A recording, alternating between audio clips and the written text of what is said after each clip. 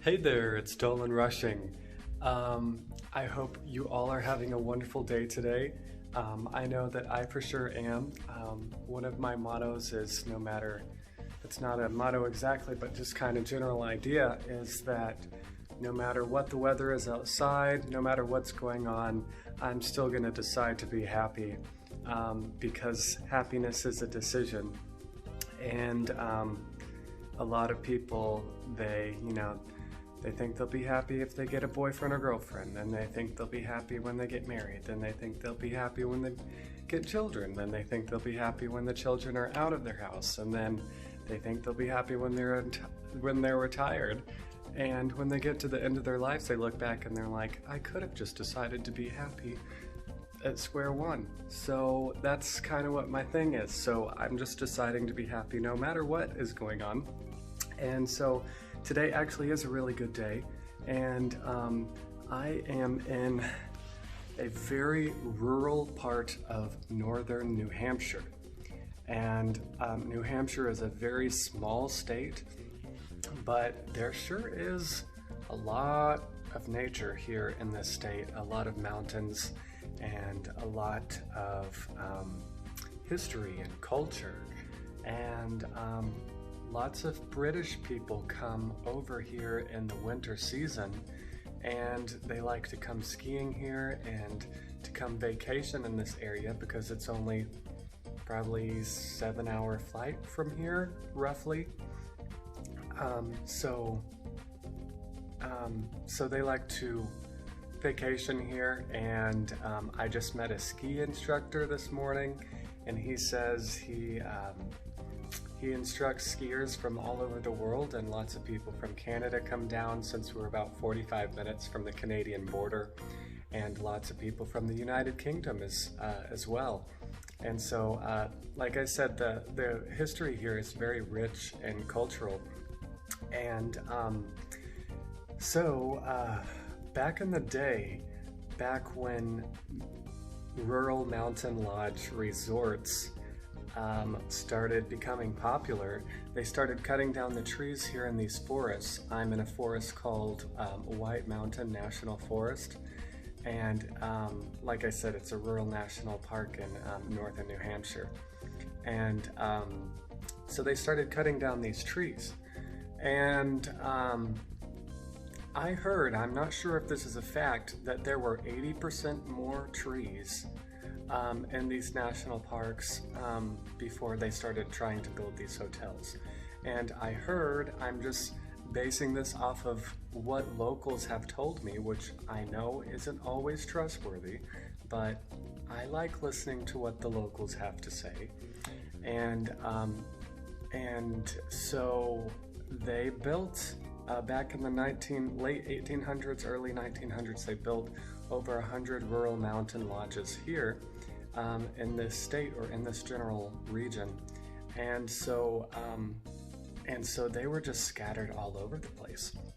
And so most of them have burned down because of fire, and they are built, almost completely out of wood. So it's hard to have good fire restriction or fire protection. And so it's the famous mountain lodge resort called the Mount Washington Resort by Omni Resorts. So it's the Omni Mount Washington Resort. And it is huge. I believe this was built in 1902.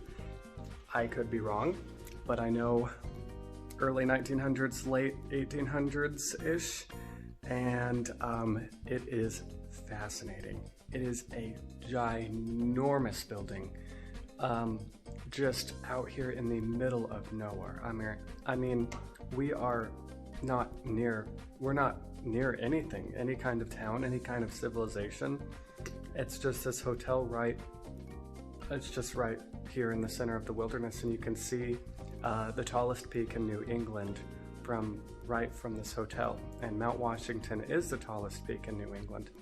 And so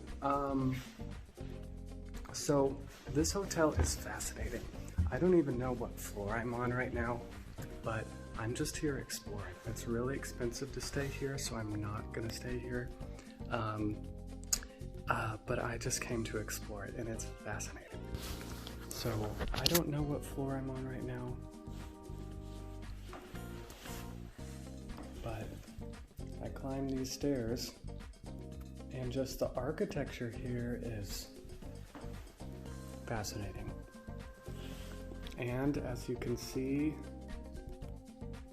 there is a blizzard outside.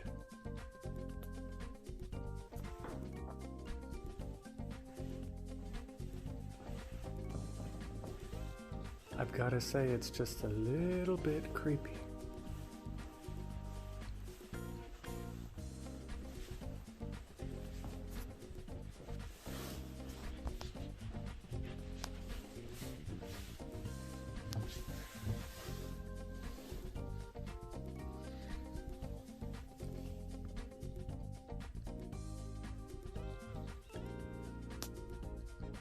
So I know the staff lives here, or at least they have the option to, and it's like this place is a maze. There are so many hidden parts of this hotel that you don't even know exist.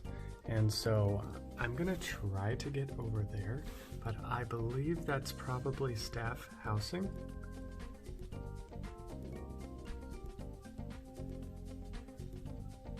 And usually, here towards this direction, you can see the famous huge Mount Washington.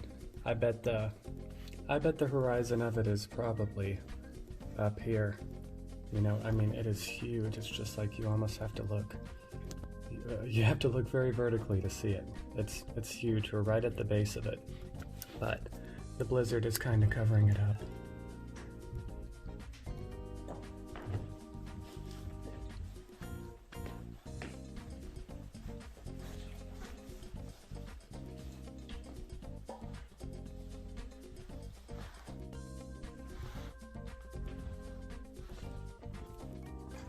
So this is the hotel, kind of a drawing of it, I guess.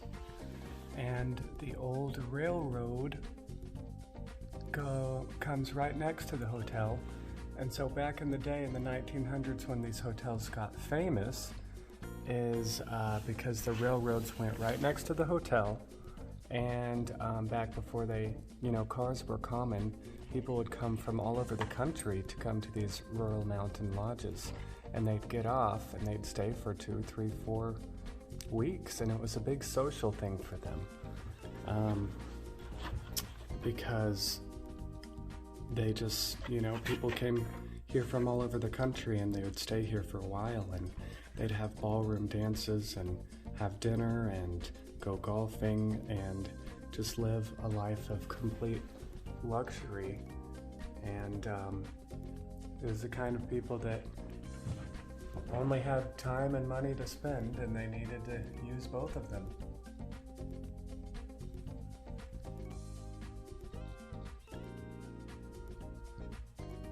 As you can see, it's out here just way off by itself. Just a gigantic building. It's fascinating.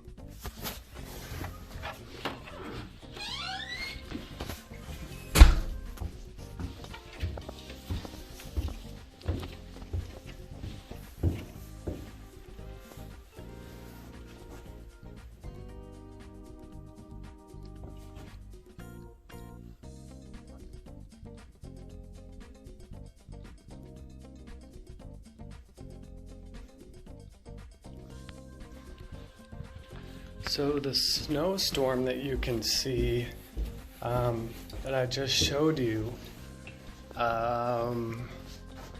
was not here yesterday.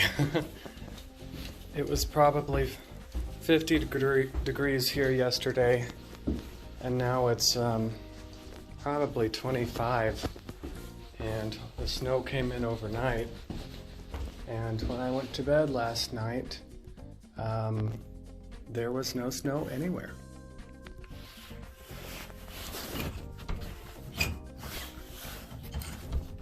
Great.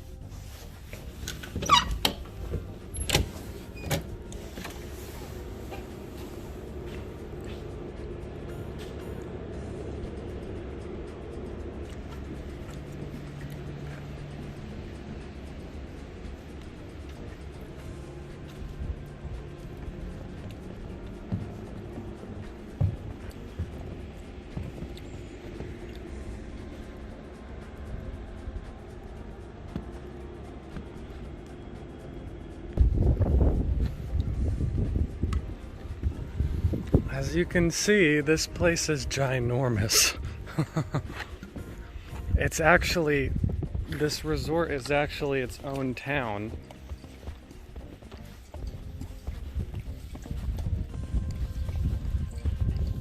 On the map.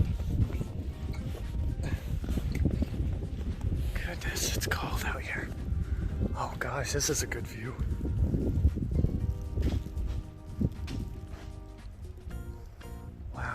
I wonder how many rooms are here. I should ask. Oh gosh. Oh, you know what this is? This is the pool. Anybody ready for a swim? There it is, right there.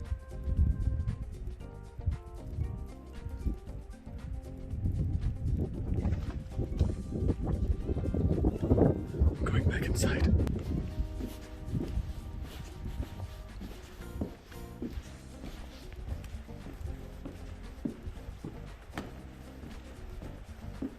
Usually you would see the mountains, but the blizzard is covering them up. But that's okay, the blizzard is pretty too. The ballroom, the Mount Washington, Bretton Woods, New Hampshire. The opening of the Mount Washington Hotel was held in the ballroom and attended by nearly 600 guests. The evening culminated with a Virginia Real led by Joseph Stickney. So, like I said, yeah, they'd have big social gatherings and dances here, and apparently up to 600 people came into this room at the same time, which is pretty interesting.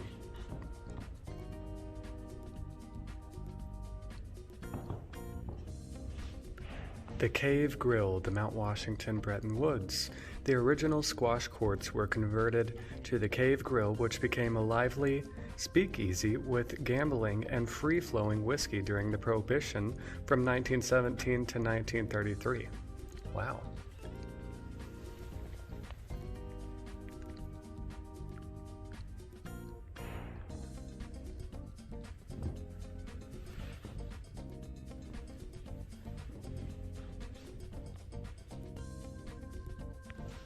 So this is the lobby.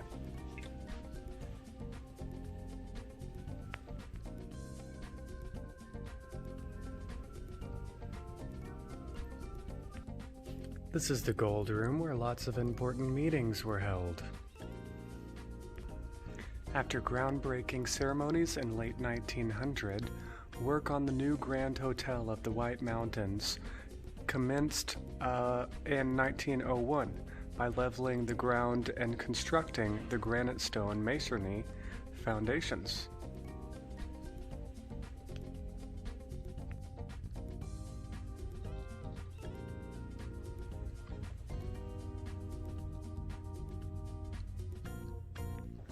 Okay, well, I've probably shown you enough.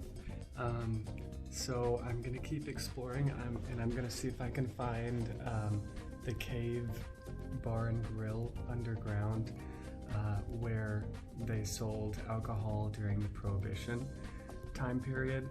And so I'm gonna do that, and then I'm gonna go back to the place where I'm staying, and I'm gonna go on a hike in the woods. And so that's what I'm gonna do today. And I plan on heading back to New York tomorrow, so we shall see how that goes. So thanks for watching, and thanks for checking in with me again. Have a blessed rest of your day.